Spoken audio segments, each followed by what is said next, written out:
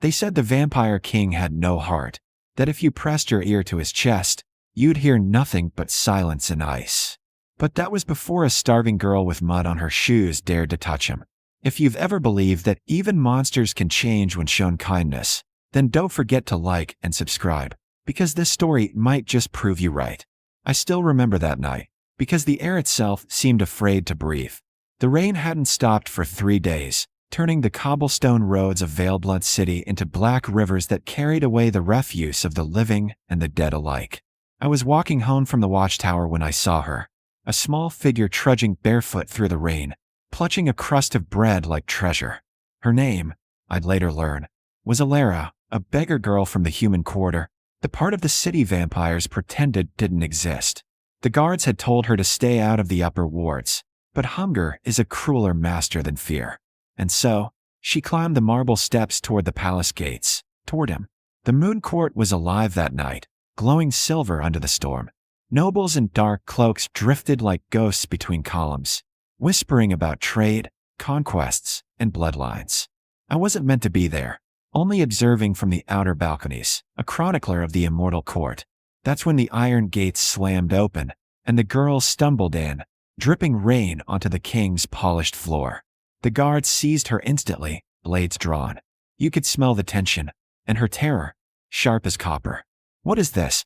The king's voice carried like thunder through marble. Lucian Dravian, the immortal sovereign, ruler of the Crimson Realms, they called him the Silent Storm. No one knew how long he'd lived, only that he hadn't smiled in centuries.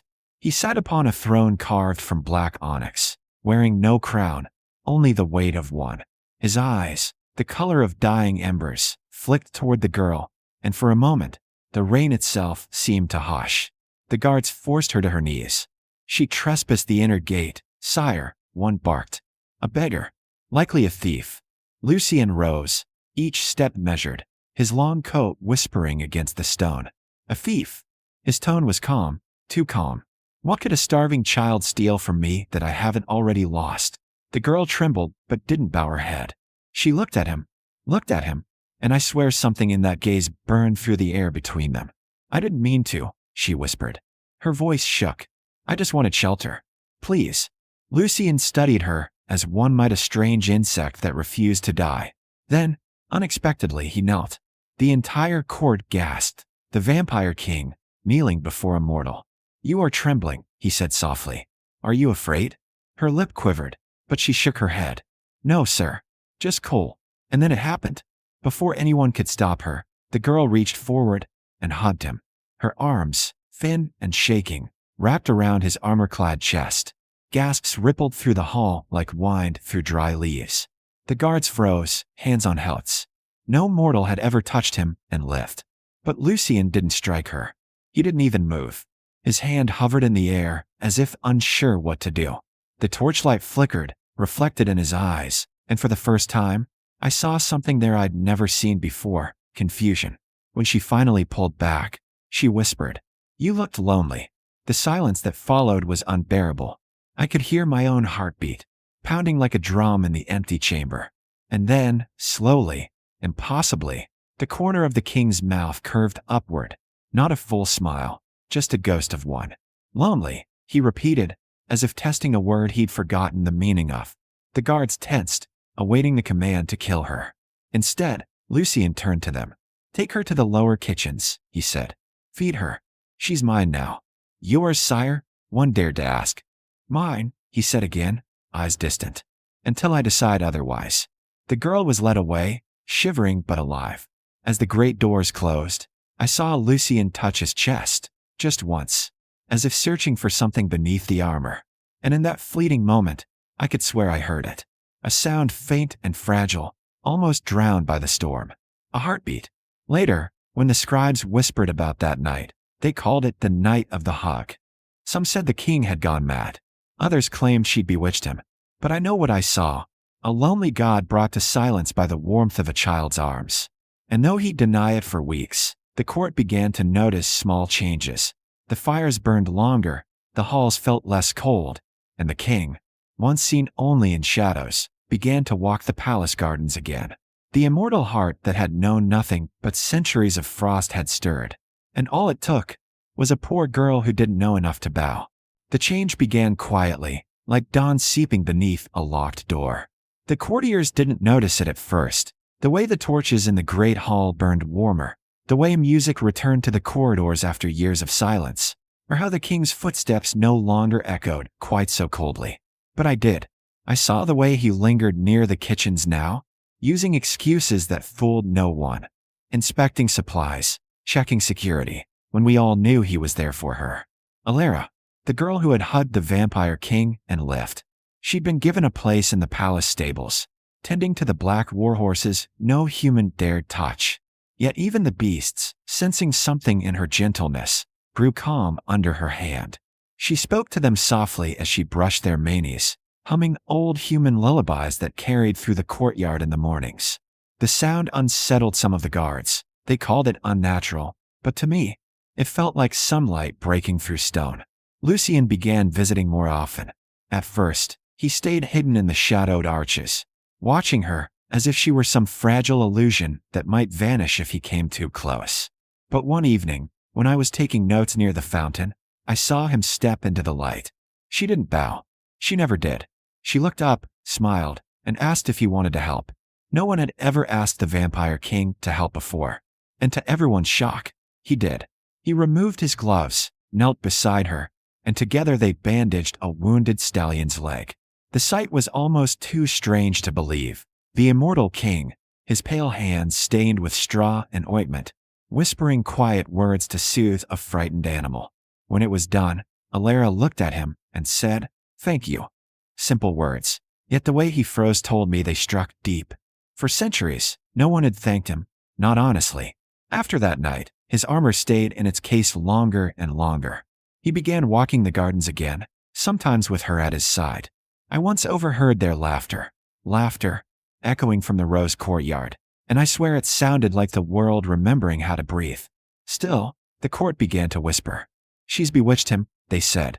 "The girl must be using sorcery." Nobles watched her every move, waiting for the moment the king's mercy would end and her body would decorate the palace gates. But it never came. Instead, Lucien defied his counsel. When the high priest declared that the girl's presence tainted royal purity, the king's eyes turned to frost. "Then perhaps purity has failed us," he said.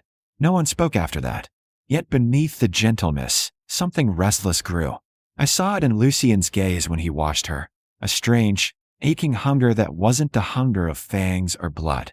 It was the hunger of a man who'd forgotten what it meant to feel anything at all. Sometimes, when Elara left the courtyard, his hand would twitch toward her, then stop midair, the gesture of someone reaching for light and remembering he didn't deserve it. Then came the night of the masquerade. The nobles danced beneath chandeliers of blood crystal while the king sat unmoving on his throne. Elara entered by mistake, carrying a tray of goblets, unaware she'd wandered into a den of predators. Laughter rippled through the hall, cruel, low laughter. One lord whispered, "Shall we see how long her pulse lasts if the king truly cares for her?" He moved toward her, fangs glinting. Before anyone could blink, Lucien was across the room. His hand closed around the lord's throat, lifting him off the ground with inhuman strength. The music stopped. The air turned to ice. "Touch her," Lucien said softly, "and I'll tear your heart out and let her feed it to the dogs."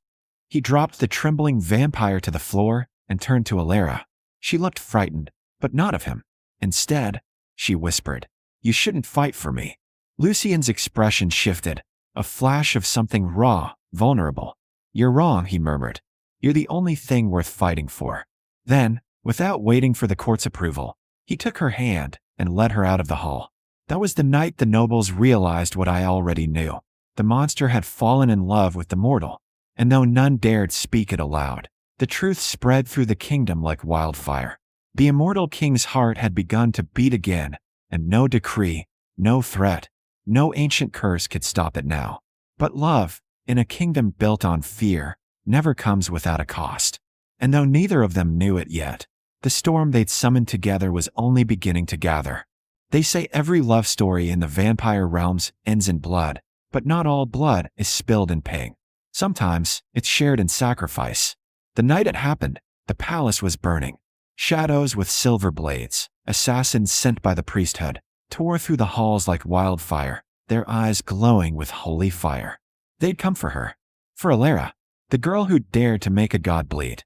I saw her flee down the marble corridor, her dress torn, her breath a trembling ghost in the smoke.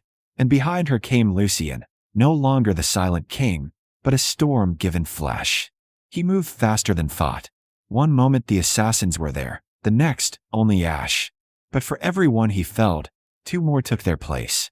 They weren't just after his crown. They wanted to prove that love had made the immortal weak. When the final blade struck, it wasn't aimed at the king. It was aimed at her. I saw it, a flash of light, a silver arc, and then she was in front of him, her body taking the blow meant for his heart.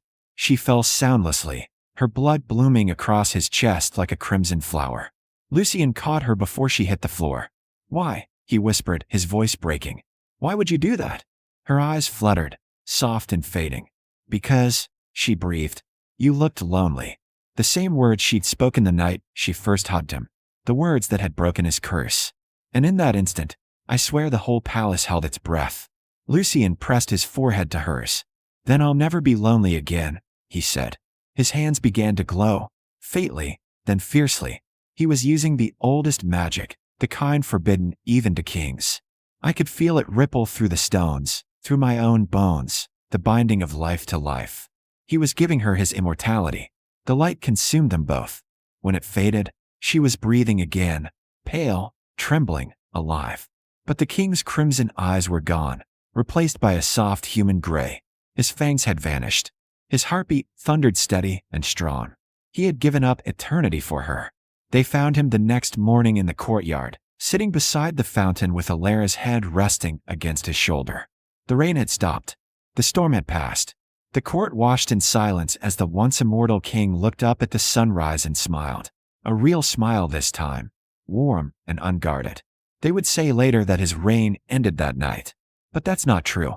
He didn't lose his crown. He simply traded it for something greater. A mortal heart. A second chance. And as the sun rose over the kingdom, the first sunrise Lucian had seen in over 400 years, the people whispered that perhaps monsters aren't born, but made lonely. And all it took to unmake one was the courage of a poor girl who didn't know enough to bow. The vampire king's throne stood empty after that day, but in the gardens behind the palace, two figures were often seen walking hand in hand. One pale as morning, one bright as flame. Some said they were ghosts. Others said they were legends. But I know better. They were proof that even the coldest heart can remember how to beat again.